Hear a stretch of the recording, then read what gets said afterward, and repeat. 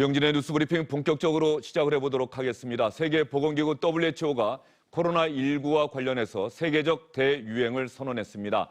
WHO가 세계적 대유행을 선언한 것은 이번이 세 번째입니다. 홍콩 독감 1968년 그리고 2009년의 신종 플루에 이어서 이번이 세 번째 대유행 선언인데요. 정세균 국무총리는 WHO의 세계적 대유행 선언과 관련해서 이렇게 이야기했습니다. 세계보건기구 WHO는 오늘 새벽 코로나19의 세계적 대유행, 소위 팬데믹을 선언했습니다. 우리의 경우는 감염 경로를 알 수 없는 환자가 계속 나타나고 집단 감염이 늘고 있습니다. 특히 전체 인구의 절반이 밀집한 수도권에서는 자칫 슈퍼 전파로 이어질 수도 있는 만큼 집단 감염 예방과 이미 발생한 사례의 확산 차단에 방역 역량을 집중해야 하겠습니다. 정부도 한층 더 긴장하겠다 이런 취지로 해석이 됩니다. 박창환 장한대 교수, 이상희 세명대 교수, SBS 이영근 논설위원 나와 있습니다. 어서 오십시오. 안녕하세요. 문재인 대통령도 SNS에 메시지를 올렸다고 하던데 어떤 내용의 글을 올린 겁니까? 그 세계보건기구가 팬데믹 선언한 것과 관련해서 예. SNS에 메시지를 올렸는데요. 안심할 수 없는 상황이지만 지금은 이럴수록 희망의 힘이 필요하다. 당국과 의료진, 국민 모두가 잘 해주고 있지만 앞으로 생각보다 더 많은 시간이 걸릴지 모른다. 모두들 지치지 말자. 그야말로 희망 바이러스가 필요하다는 희망을 촉구하는, 그러니까 낙담하지 말자. 여기서 포기하지 말자. 이런 희망의 메시지를 전하고 있습니다. 예, 문재인 대통령의 SNS 메시지도 어쨌든 간에 지금 상황에서는 적절한 메시지 아닌가 싶어요. 어떻게 보십니까? 대통령의 메시지 자체가 굉장히 중요하죠. 이런 상황, 특히 국가 재난 상황에 있어서는 정부를 믿고 따를 수 있는 이 신뢰감 이런 것들을 어떻게 형성시킬 것인가 이것이 이제 가장 중요한점으로 생각해야 되는 부분인데 메시지를 항상 낼 때는 그 시기를 따집니다. 지금 내는 것이 어떤 정부적 파장이 있을 것인가 이걸 따지고 내는데 지금 상황에서 저런 정도의 톤의 메시지는 적당하다고 평가를 할 수가 있겠죠. 예. 다만 여기서 과도한 어떤 낙관론이라든가 또 아니면 과도한 위기론이라든가 이런 것들이 굉장히 조심해야 되는 부분이거든요. 자칫하게 되면은 나타나는 그 메시지에 비해서 상황이 반대로 나타나거나 또 아니면 역효과가 나타날 경우에는 정부에 대한 신뢰가 떨어진단 말이죠. 이렇게 되면은 재난 상황에 대해서 국가가 컨트롤할 수 있는 그런 신뢰성이 잃어버리기 때문에 더욱더 혼란된 상황으로 들어갈 수가 있다. 그래서 지금쯤은 대통령의 어떤 그 아주 명백한 또 명확한 상황에 대해서 정보에 대한 투명성 이런 것들을 고려해서 메시지가 나와야 될 때다 이렇게 봅니다.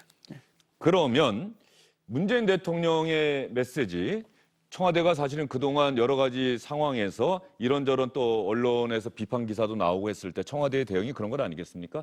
그럼 대통령이 희망을 이야기해야지. 또 대통령은 가끔은 그런 희망의 메시지를 국민에게 알릴 필요가 있지 않느냐. 매일 어렵다, 심각하다는 얘기만 할 수는 없는 것 아니냐. 이렇게 이야기를 했는데 박 교수님 생각은 어떠세요? 네, 저는 둘 다 필요하다고 봅니다. 일단 지치지 말아야 한다라는 게 저는 가장 공감이 와닿았어요.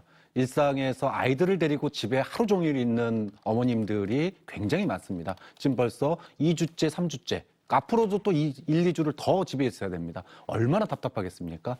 또 직장 가시는 분들, 직장 나가는 게 겁나는 분들이 굉장히 많습니다. 또 나가는 걸 부러워하면서 집에서 아무런 대책도 없이 갑자기 무급휴직으로서 집에서 애를 보고 계시는 아버님들도 굉장히 많아요. 이런 국민들이 정말로 지쳐버린다면 자포자기하는 순간 바이러스는 순식간에 퍼질 수 있는 거거든요. 좀 그런 점에서 확진자 수가 점진적으로 줄어들고 있고 좀 100명대까지 떨어지지 않았습니까? 그리고 국민들이 지치지 말고 우리가 좀 싸워서 이기자라고 하는 희망의 메시지도 필요하고요. 하지만 이런 메시지만 가지고는 또 안 되지 않습니까? 네. 당장 우리가 현실에서 집 앞에만 나가도 약국에 저도 오늘 나오는데 약국 앞에 50m 넘게 줄을 서 있더라고요. 오늘도요? 네, 오늘도요. 그중에 10살 미만은 대리 구매가 가능하지만 10살 이상은 안 됩니다. 11살, 12살짜리 아이들이 그 안에 서 있습니다. 마음이 너무너무 아픕니다. 예. 그러면은 이런 것들을 최소화할 수 있는 정부의 노력도 또 함께 덧붙여져야 되는 거죠. 그리고 앞으로 지금 다다음 주면은 이제 개강이 됩니다. 그러면 많은 사람들이 의견이 반으로 갈려 있어요. 개강해야 된다. 하지 말아야 된다. 더 연기해야 된다. 네, 부모들이 지금 완전히 반으로 갈렸습니다. 그럼 경제 때문에 이제 계약하고 이제 정상적으로 돌아가야 된다라고 하는 부모님들 계시고 무슨 소리냐 나는 그러면은 월차를 내고 휴가를 내서라도 나는 애 안 보내겠다. 이렇게 국민 여론이 반으로 갈라졌어요.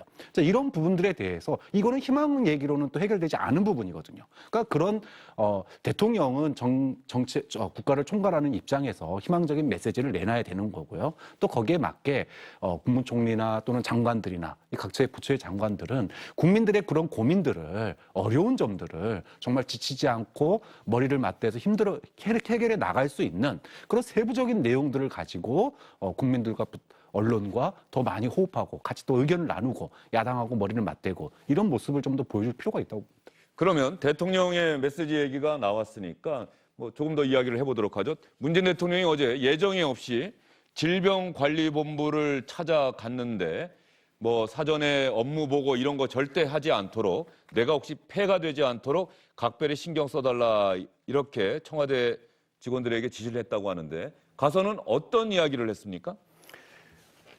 어제 그 문재인 대통령은 오후 5시 반부터 저녁 7시까지 약 1시간 반에 걸쳐서 충북 청주시에 있는 질병관리본부를 방문을 했습니다. 문재인 대통령이 이 방문을 준비하는 청와대 실무자들에게 2가지를 주문을 했다고 하는데요. 첫 번째는 순수한 격려 일정을 해달라. 그러니까 질본이 지금 맡고 있는 업무 때문에도 엄청나게 힘든데 내가 가는 걸로 인해서 부가적으로 업무가 추가되면 안 된다. 그러니까 보고나 브리핑을 일체 받지 않겠다는 거고. 예, 잠시만요. 그래서 지금 문재인 대통령이 질병관리본부를 격려 방문한 그 장면이 동영상으로는 찍히지 않았고 취재기자도 가지 않았다는 거죠. 대통령이 최소한의 수행 인원만 데리고 네. 갔다. 이런 것 아니겠습니까? 네, 그렇습니다. 그래서 그 질본 직원들에게 코로나19로 고생하면서 국민의 마음에 상처를 입고 자존심도 많이 상했는데 질본이 열심히 해서 세계가 인정하는 좋은 성과를 이끌어내고 있다. 국제사회가 이 성과를 평가를 하고 있고 전면 입국 금지라는 이 극단적인 선택을 하지 않고도 바이러스를 막아내고 있다. 질본은 좀 더 자신 있게 당당하게 질본이 이룬 성과를 말씀해도 좋다. 그러니까 그야말로 질본의 그동안의 노고에 대한 격려의 얘기로 모든 워딩을 채웠습니다. 사망자가 더 나오지 않게 각별한 노력을 좀 해주세요. 사망률이 낮긴 하지만 국민에게는 가슴 아픈 일입니다. 그러면서 문재인 대통령이 질병관리본부에서 일하시는 분들을 격려하기 위해서 자화자찬하는 것이 아니라 세계가 평가하는 것이다라고 이야기를 하면서 세계에서 가장 빨리 증상자를 찾아내고 세계에서 가장 빨리 검사해서 감염을 확인하면 적절한 치료로 사망률을 낮춘 것으로 국제사회가 평가하고 있고 이런 질본의 노력과 헌신이 국민에게는 치유다라는 취지의 이야기도 했습니다. 이것도 또 하나의 대통령의 메시지고 어떤 면에서는 긍정과 희망의 메시지인데 다만 뭐 미래통합당을 비롯한 보수 진영이나 이런 쪽에서는 이런 문재인 대통령의 메시지에 대해서 또 비판하기도 하는데 그 근거는 또 뭡니까? 이렇게 보시면 될 것 같아요. 대통령 메시지가 이것이 비공개로 나가든 공개로 나가든 거기에 대한 파장을 걱정하고 거기에 대한 대책을 가지고 메시지를 내야 되는 것입니다. 단순히 그냥 질본 관계자들을 격려하고 여기에 대해서 희망적 메시지를 줬다 하지만 이것이 만약에 바깥으로 나갔을 경우에 언론에 투영될 수 있는 그 정무적인 파장 이런 것들이거든요.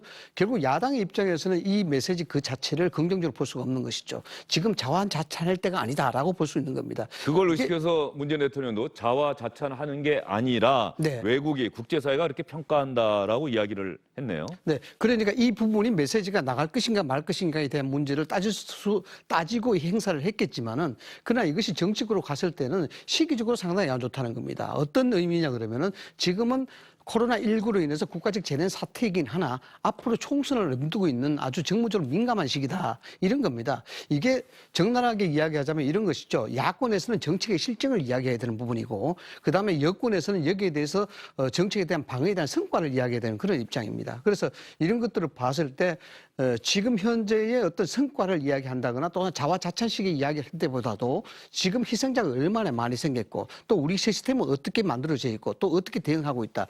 이런 어떤 현실적인 문제에서 명확한 인식을 하고 거기에 대해서 채찍을 강하는 그런 어떤 대통령의 메시지가 필요하다라는 것인데 이것이 왜 그랬냐 그러면은 지인연 간의 일정의 실탄 보고과도 똑같은 겁니다. 왜냐하면은 야당의 지지자들은 지금 코로나19 사태에 대해서 여당을 공격하고 대통령을 공격해서 이 부분에 대해서 소위 말해서 좋지 않은 그런 어떤 여론을 형성시키려는 그런 의도가 있는 것이고요. 어느 정도의. 그러나 반면에 야권 지지자들의 공격에서 여권 지지자들 팬덤층에서는 여기에 대해서 대통령 메시지라든가 정책에 대한 어떤 긍정적인 메시지가 없으면은 여기에 침묵할 수밖에 없는 그런 상황이 됩니다. 그러면은 양쪽이 대결 국면에 있다 그러면은 총선 전국에 있어서 이 뭐 총선 전국 정부조에 따라서는 그렇습니다만 상당히 여기에 뭔가 약해 보이는 약세를 보이는 그런 형국이 있기 때문에 이런 그 메시지에 있어서는 상당히 좀 어차피 어떤 양과 질이라 할지라도 진영 간 대결로 자꾸 정치적으로 해석할 수밖에 없는 그런 상태가 된다라는 거죠. 이상희 교수님 말씀을 들었는데요. 관련해서 워싱턴 포스트의 컬럼니스트가 이런 기고를 했다고 합니다. 한국이 코로나19와의 싸움에서 민주주의의 힘을 보여줬다. 중국은 권위주의 체제의 우월성을 주장하고 있지만 이번에 코로나19와 맞서 싸우는 과정에서 몇 개월 동안 부인하고 은폐하고 또 실책도 저질렀는데 한국 정부의 대처는 비판과 시험을 열린 자세로 대하면서 더 강력했고 특히나 대구를 봉쇄하지 않고도 감옥으로 만들지 않고도 대구 지역에서의 코로나19 맞서 싸워서 이겨나가는 모습을 보여주고 있다. 또 이렇게 긍정적으로 평가를 했어요. 네. 하루에 900명 가까이 확진자가 생기던 게 지금은 100명대로 떨어졌습니다. 이걸 보면서 국민들이 사실은 희망을 좀 가졌거든요.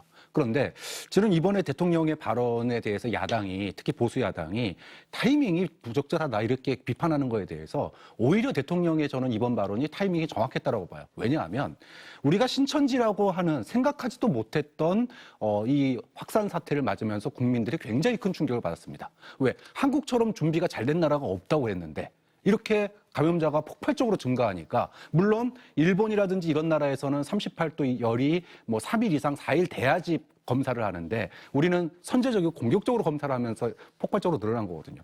어느 정도 잡았다 싶었는데 이번에는 또 그로해서 또 이런 문제가 터지니까 소규모 집단 감염이 발생하니까 수도권의 이 불안감이 정말로 급속하게 퍼졌습니다. 이 타이밍에 대통령이 일본을 방문해가지고 우리 지치지 말자. 그리고 불안해하지 말자. 네. 우리 잘하고 있다. 더 잘 될 거다. 이런 메시지를 낸 거예요. 좀 그런 점에서 우리가 그 수도권, 특히 수도권의 그 엄청난 밀집 인구가 이 소규모 집단 감염의 확산을 통한 불안감들이 급속하게 확산되면서 거기다가 마스크 서기 위해서 줄 서면서 얼마나 불안하겠습니까? 이런 상황에서 희망적 메시지는 저는 꼭 필요한 부분이다라고 생각합니다. 예, 그러면 문재인 대통령이 최근에 공개적인 자리에서 했던 이야기, 코로나19와 관련해서 지난 9일에 있었던 수석 보좌관회의에서 문재인 대통령이 했던 이야기를 여러분께 다시 들려드리겠습니다. 우리가 현재의 추세를 계속 이어나가 신규 확진자 수를 더 줄이고 안정 단계에 들어간다면 한국은 그야말로 코로나19 방역의 모범 사례로 평가받을 수 있을 것입니다. 하지만 아직 낙관은 건물입니다. 대구 경북을 비롯해서 여러 지역에서 산발적인 소규모 집단 감염이 이어지고 있습니다. 문재인 대통령의 이야기를 그 부분은 편집하지 않고 그대로 보여드렸습니다. 방역의 모범 사례로 평가받고 있다. 하지만 아직은 낙관할 수 없는 상황이다. 국회 예결특위에서 어제 문재인 대통령의 이 발언에 대한 질문이 나왔고 정세균 총리가 답변을 했습니다. 자가격리가 되는 게 1000여 명이 되고요. 이런 상태에서 지금 나라가 이렇게 엉망이 되어 있는데 대통령께서 3월 9일 날 한국은 그야말로 코로나19 방역의 모범 사례라고 얘기를 했습니다. 어찌 정부의 고위직들 대통령에서부터 모든 분들이 칭찬으로 이렇게 국민을 희망 고문하고 계십니까? 코로나19에 대한 정부의 입장이나 대응에 대해서는 처음부터 매우 엄중하게 보고 대응해 왔다 하는 말씀을 드리고 그런데 이제 그 과정에서 어떤 지도자나 누가 정부 인사가 말한 얘기를 가지고 거두절미하고 이렇게 말씀을 하시면 참으로 그것은 온당치 않다 이렇게 말씀드리고 또 이 대통령이나 책임 있는 분들은 항상 심각한 말씀만 할 수는 없는 것입니다. 경우에 따라서는 국민에게 자신감도 줘야 되고 희망도 줘야 되는 것입니다. 네, 대통령의 메시지는 이렇게 정치권에서 논쟁의 대상이 되기도 하는데요. 이번 코로나19와 관련한 정부의 대응, 그 부분에 대해서는 아마 많은 분들이 각자의 생각을 갖고 계실 것 같은데, 다만 잘잘못에 대한 평가는 분명히 코로나19 상황이 진정되고 나면 틀림없이 있을 것입니다. 잘했다라고 생각하는 국민도 있을 것이고 잘못했다고 생각하는 국민도 있을 것이고, 다만 현 상황에서 아직 코로나19와 맞서 싸워나가는 이 과정에서 이 정부에서 희망의 메시지라고 하는 것은 분명히 필요하지만 적어도 우리가 너무너무 잘하고 있다라고 이야기하는 것은 혹시 섣부른 것은 아닌지, 아직 코로나19가 심각한 상황이기 때문에 여전히 정부의 위기 대응 경보는 심각 단계라는 점을 또 정부에서 일하신 분들이 아마 누구보다도 더 잘 알고 계실 거라고 생각합니다. 정세균 국무총리와 야당 의원들 사이에 예결특위 과정에서 있었던 신경전, 힘겨루기, 이 영상도 저희가 준비해봤습니다. 우리 국민들한테는 마스크 안 써도 된다고 총리께서 직접 말씀하셨죠. 제가 마스크 안 써도 된다고 얘기한 적은 없습니다. 생산 능력을 더 제고시키기 위해서 정부가 했는 일이 뭐 있느냐 이겁니다. 대만은 자꾸 시기 보지 마세요. 그럼에도 불구하고 저도 좀 말씀 좀 합시다. 저도 좀 말씀 좀 하게 두세요. 아니 답변을 할 수 있어야 될 거 아닙니까? 그리고 지금 이미 주어진 시간이 다 끝났는데 아까 제가 시계 보는 거 시계 보지 말라고 주의까지 주시고 그게 적절한 예입니까? 자, 네, 조용히 해주시기 바랍니다. 그래서 그쪽 지역에서는 총리님 안 계시는 게 더 도움 될 것 같다라는 의견들도 있습니다. 차라리 전문가가 컨트롤 타워의 수장을 맡는 게 더 좋겠다 이런 의견도 있어가지고 좀 전해드립니다. 이제 저는 금시초문인데요. 네. 저한테 그 좀 같이 함께 있어줬으면 좋겠다고 이렇게 말씀을 하시던데. 네. 그리고 이제 저는 물론 감염병 전문가는 아닙니다만은 네. 병실을 확보한다든지 생활치료센터를 확보한다든지 하는 데는 아마 다른 전문가보다 제가 전문가일 겁니다. 네. 예, 송원석 의원의 질의에 답변할 때와 김성원 의원의 질의에 답변할 때 정세균 총리의 얼굴 표정이 확연하게 다르네요. 뭐 전체적으로 보면 정치인 정세균의 관록으로 보면 국회에서 일어나고 있는 상황이 저 정도 상황에서는 넘기는 게 어렵지 않았을 겁니다. 정세균 총리가 이제 96년부터 15대 때부터 해서 6선을 했고 국회의장까지 한 분이고요. 별명이 정치인으로서 별명이 미스터 스마일 아닙니까? 네. 그만큼 정치인으로서 관록과 여유를 가지고 있는 분이고 말씀하는 것도 보면 되게 논리가 있는 분이기 때문에 상당히 여유 있게 대응을 했는데 다만 이제 대통령의 발언과 관련한 야당의 집중적인 공세가 있었을 때는 좀 더 심각한 표정으로 대응을 하는 모습을 보여줬죠. 정세균 총리가 본회의장에서 저 정도로 조금 저도 좀 답변 좀 해야 되는 것 아닙니까? 이렇게 얘기한 것이 아마 의정활동에서 좀처럼 보기 드문 일이었을 거다라는 생각이 들고요. 어쨌든 지금 상황에서 특히 총리가 대구에 꼭 계셔야 되느냐는 이 미래통합당 의원의 질의에 대해서 아니 저에게는 또 많은 분들이 총리가 계시는 게 참 도움이 된다고 이야기를 합디다라고 답변한 이 부분 이게 그야말로 좀 정말 민심이 이렇게 갈라진 겁니까? 서로가 똑같은 상황을 두고서 서로 다른 면을 지금 보고 있는 겁니까? 국민총리 입장으로서는 지금 국가적 재난 상황이기 때문에 어떠한 경우라도 현장을 지휘하는 그런 모습이 아마 필요할 겁니다. 그래서 국무총리 정세균 총리의 입장은 굉장히 지금 곤혹스러운 입장이에요. 뭐냐 그러면은 행정적으로 책임도 져야 되는 부분이 있고 그다음 정무적 파장도 고려해야 되는 부분이 있고 그래서 굉장히 참 애매한 그런 입장이 있다고 볼 수가 있습니다. 그래서 정세균 총리를 좀 긍정적으로 평가하자 그러면은 지금 현장에서 지휘하는 것은 그래도 나름대로 최선을 다하는 그런 모습이다. 이렇게 이제 평가를 할 수가 있는데 정치적으로야 샤덴프로이드 아니겠습니까? 남의 불행이 나의 행복이고 나의 행복이 남의 불행이다. 이것이 동서고금 유사히로 정치권을 표현한 그런 한마디인데 지금 상황에서 정 총리 현장 지휘하는 모습 자체가 가시적인 어떤 성과가 나타나지 않는 상태에서 자칫하면은 총리가 현장을 지휘하는 데 있어서 많은 부분들의 의전이라든가 또는 어떤 치료에 대한 어떤 동선이라든가 이런 것들이 여기에 대해서 예우적 차원에서도 입장에서도 좀 불편을 끼칠 수도 있다. 그래서 오히려 없는 것이 총리가 없어지는 것이 오히려 이 감염 예방이라든가 여러 가지 의료진들 활동하는데 좀 자연스럽지 않겠냐라는 그런 야당들의 입장이 또 충분히 반영이 돼 있다. 이런 상황으로 좀 이해를 해야 되고 그런 측면에서 야당 쪽에서는 총리가 굳이 대구에 가서 그렇게 만기 칠람식으로 행보를 한다 그러면은 오히려 감염 예방 활동에 지장이 되니까 좀 빠져달라. 아마 이런 식의 해석이 좀 들어간 그런 공세가 아니냐 이렇게. 예, 그럼에도 불구하고 저 총리가 어쨌든 대구 영부의 상황이 심각한 상황이다 보니까는 현재 상주하면서 뭔가 이 대책 수습을 좀 진두지휘하겠다라고 하는 것도 또 정부의 의지가 담겨 있는 부분 아닐까 싶은데요. 만약에 다른 정부라고 하더라도 그렇게 하지 않았겠습니까? 네, 그렇죠. 예. 네. 만약에 정세균 총리가 대구에 안 내려가 있었으면 무슨 일이 벌어졌을까요? 아마 야당에서 왜 안 내려왔냐고 어마어마하게 질타를 했을 겁니다. 다 기억하실 겁니다. 우한에서 처음에 코로나19가 이렇게 발생했을 때 왜 시진핑이 우한 지역을 방문하지 않는지에 대해서 전 세계의 언론들, 특히 우리나라 언론들이 굉장히 비판했었습니다. 중국이 어느 정도 통제가 되고 있는 사회다라고 세상은 알고 있는데 그 당시에 그런 상황에서도 중국의 네티즌들도 SNS 이용하시는 많은 분들도 시진핑 주석에 대한 비판의 글도 이런 얘기를 굉장히 많이 했었어요. 우리나라에서 대구에서 이렇게 폭발적으로 확진자가 발생하는 순간에 총리가 내려가가지고 거기 상주하면서 일을 한 겁니다. 가서 잘했냐 못했냐를 떠나서 상징적으로 정부가 노력하고 있다. 이렇게 해서 함께하고 있다. 이런 모습을 보여주는 거예요. 저는 그런 점에서 왜 갔냐라고 얘기하는 거는 안 갔으면은 왜 안 왔냐라고 얘기하는 게 아마 더 설득력이 있을 텐데 이거야말로 정말 쓸데없는 논란이 아니에요. 예. 가서 방해했다면 모를까.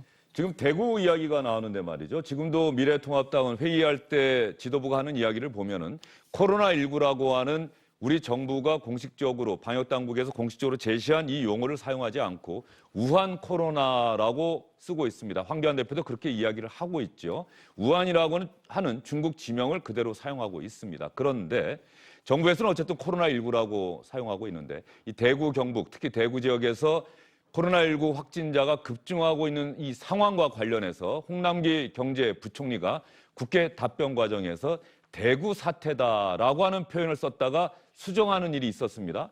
정부에서는 중국 우한이라는 지명을 쓰지 않고 코로나19라고 쓰는데 대구 사태라고 표현을 했다가 수정을 했죠. 그런데 또 대구 사태라고 썼다고 해서 우한 코로나라고 하는 명칭을 고집하고 있는 미래통합당 소속의 의원, 예결특위위원장이 그 부분을 또 지적하고 문제 삼기도 했습니다. 이 영상 한번 보시죠.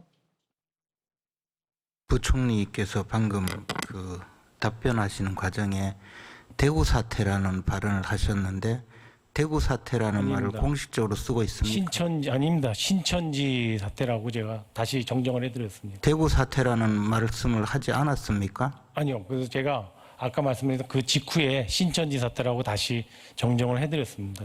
평소에 대구 사태라는 발언을 하고 계십니까? 아닙니다. 한 번도 없습니다. 그런데 왜 갑자기 대구 사태라는 발언이 나왔죠? 아까 말씀드린 것처럼 설명드리는 과정에서 그렇게 잘못 나와서 즉시 제가 신천지 사태라고. 평소에도 늘 대구 사태라고 발언하다가 아까 공개 자리에서 지금 답변을 하다가 대구 사태라는 말을 하면 여기서는 곤란하겠구나 해서 신천지 사태라고 정정한 것 아닌가요? 아닙니다. 의원님 한 번도 저 위원장님 쓴 적이 없습니다. 대구 사태라는 말을 사용해서 뭐 방송인이 대구 사태라는 발언을 해서 상당히 문제가 된 적이 있지 않습니까? 그렇지 않습니까? 혹시 알고 계세요? 모르고 계십니까? 모르고 있습니다. 예, 대구 사태라는 말은 한 번도 쓴 적이 없습니다라고 했는데 홍남기 경제부총리가 워낙 많은 대책회의를 주재하고 또 경제 상황도 챙겨야 하고 이런 상황이다 보니까는 대구 사태라는 이 표현 지금 김재원 예결특위위원장과의 답변 과정에서 한 번도 쓴 적이 없다라고 했는데 바로 직전의 답변에서 실제로 대구 사태라고 하는 표현을 사용을 했더군요. 부총리님, 경제부총리님. 네. 이 추경 세울 때 이제 코로나가 언제쯤 종식될 거다 이런 혹시 그 상정을 하고서 세우셨나요? 뭐 그때 한창 대구 사태가 있을 상황이었기 때문에요. 뭐 언제 어떻게 될 거라는 예단하기가 어려웠습니다. 이 폭파 위기가 올 가능성이 굉장히 많다고 보여지는 거예요. 예, 뭐 정부도 이번 코로나19 사태의 영향이 엄중할 걸로 생각이 되고 그래서 지금 대책도 세우고 추경을 하는 것이고요. 우리 마스크 생산량이 2월 19일 대구 사태 직전하고 직후에 신천지 사태 직전에서 직후에 2배로 이렇게 늘어났다고 말씀 주신 취지는 아니었고요. 예. 저 때 답변할 때는 홍남기 경제부총리가 본인이 대구 사태라고 하는 표현을 썼던 걸 전혀 의식을 못했던 건가요? 아무래도 그렇게 보이죠. 예. 예. 김재원 위원장한테 전혀 그런 말을 쓰지 않는다, 쓴 적이 없다고 대답을 할 때는 30분 전에, 불과 30분 전에 저희가 답변을 통해서 대구 사태라는 말을 했다는 그 사실 자체를 인식을 못하고 있다는 얘기죠. 홍남기 경제부총리가 뭐 이런 말을 하게 된 배경에는 우리 공직자들이 아직도 이런 언어의 이 의미에 대한 공감 능력이 좀 떨어지는 게 아닌가 이런 문제도 있습니다. 그리고 홍남기 부총리가 지금 안팎으로 지금 굉장히 어려운 상황이 있는데요. 지금 국회에서 추경 심사가 진행이 되고 있는데 이 추경 규모를 당초보다 대폭 확대하는 방안들을 지금 논의를 하고 있고 여당에서 그걸 추진을 하고 있습니다. 그런데 홍 부총리는 얼마 전에 김경수 지사가 제안했던 재난기본소득에 대해서도 굉장히 부정적인 입장을 밝히고 있고 추경을 확대하는 데 대해서도 지금의 재정 상태를 이유로 굉장히 좀 소극적으로 나오고 있거든요. 이 문제와 관련해서 민주당 내부에서 이해찬 대표가 상당히 화를 내고 있다고 그러고 민주당이 오히려 부총리 해임안을 낼 수도 있다는 식으로 부총리를 그런 얘기까지 나옵니까? 네, 그런 얘기까지 나오고 있습니다. 예. 그래서 홍 부총리가 이런 실언 소동에 이어서 안팎으로 지금 굉장히 어려운 상황에 처해 있는 건 분명한 것 같습니다. 대구 사태라고 하는 저 표현은 김재원 예결특위 위원장과의 질문 답변 과정에서 뭐 그런 표현 전혀 쓴 적이 없습니다. 왜냐? 홍남기 경제부총리도 그런 표현을 써서는 안 된다라고 하는 생각은 분명히 하고 있는 것 같은데 무심코든 어쨌든 간에 분명히 저렇게 썼습니다. 이 부분은 좀 지적을 받아야 되고 시정을 해야 되는 게 맞는 것 같아요. 네, 공식적으로 썼냐라고 하는 거에 대해서 공식적으로 쓴 게 아니다라고 얘기를 했고 바로 정정했다라고 대답했죠. 말실수라고 생각해요. 근데 말실수라고 하는 게 은연중에 나오는 거 아니겠습니까? 우리가 단어를 할 때 왜 우한 코로나라고 안 하고 코로나19라고 이름을 적겠습니까? 그거는 특정 지역에 대해서 어떤 인종에 대해서 차별을 하지 않기 위해서거든요. 마찬가지로 저도 가끔 쓰다가 보면은 지금 이제 구로에서 소규모 감염 확진이 이제 발생했어요. 이거를 뭐라고 써야 되나? 구로 사태라고 써야 되나?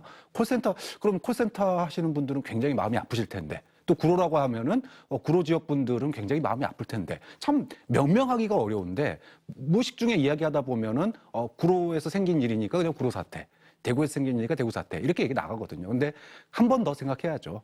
국민들을 향해서 이게 촬영이 되고 있고 나갈 때는 그 지역 그 듣는 분들의 마음은 굉장히 아플 테니까 좀 더 좀 말조심을 할 필요가 있다고 봅니다. 왜냐하면은요 지난달에 정부에서 대구 경북에서 이 신천지 교인들 중심으로 확진자가 폭증할 때 보도자료 한번 내놨습니다. 그때 대구 코로나라고 표기를 했다가 이 지적을 받고 나자 바로 사과하면서 이 실무자의 단순한 실수였습니다. 절대 다른 뜻이 있었던 건 아닙니다라고 이야기를 했습니다. 대구 코로나도 정부가 공식적으로 사과를 했는데 경제부총리가 국회 답변에서 대구 사태라고 얘기한 것은 분명히 좀 잘못된 것이다. 지적하다시피 홍남기 부총리는 일반인이 아니죠. 예. 책임 있는 자리에 있는 부총리급의 아주 중량감 있는 인사로 봐야 됩니다. 그렇게 된다 그러면은 은연중에 나오는 말에 대한 부분들은 핑계거리, 소위 말하자면 변명이 되지 않는다는 겁니다. 국회라는 자리에서 이야기한다 그러면은 단어 하나하나에 신경 써서 미리 사전에 준비하고 오해가 받을 수 있는 소지를 사전에 제거하는 것이 맞죠. 그런 측면에서 좀 신중하지 못했다는 그런 생각이 들 수밖에 없는 것이고요.